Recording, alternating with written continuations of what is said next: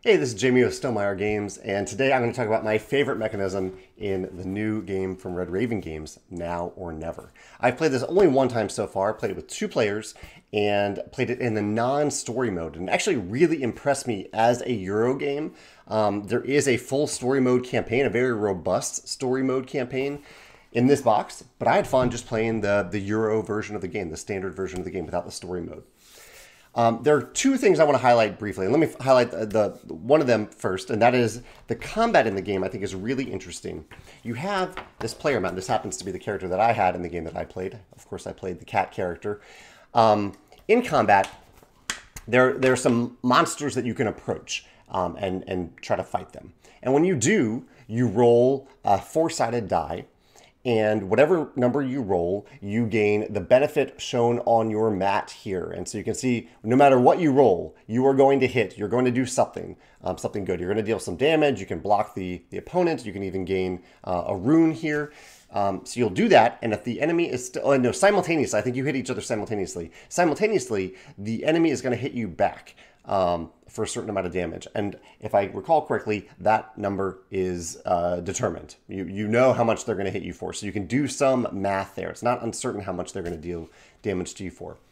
And so, but what I really like is that there's a certainty here. You're rolling the die, so there's a random element, but you know for sure you're going to do something good. And even better than that, these are slots on your player mat that you can upgrade throughout the game. And so you can put a tile over here that makes this ability, the one better. You don't know if you'll roll the one, but you know that you've increased your chances of getting something better. And by the end of the game, most likely you will have filled in all of these slots and you'll be super powerful. You'll feel super powerful every time you roll. I really like that combat and that engine building system.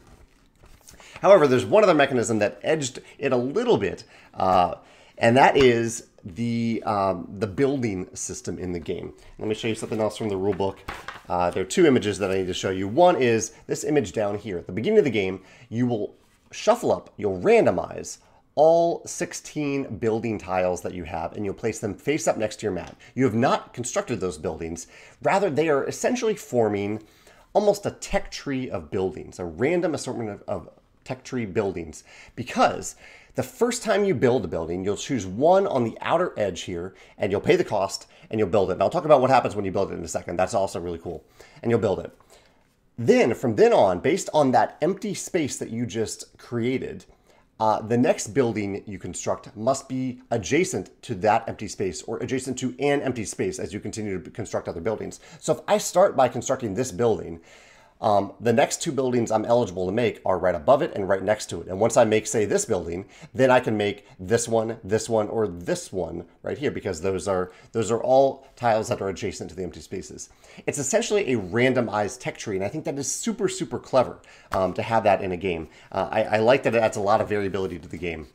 It reminds me just a little bit, but without the spatial element, of Great Western Trail, which I believe has a randomized assortment of buildings at the beginning of the game for maybe all players, and those are the buildings you can build in that game.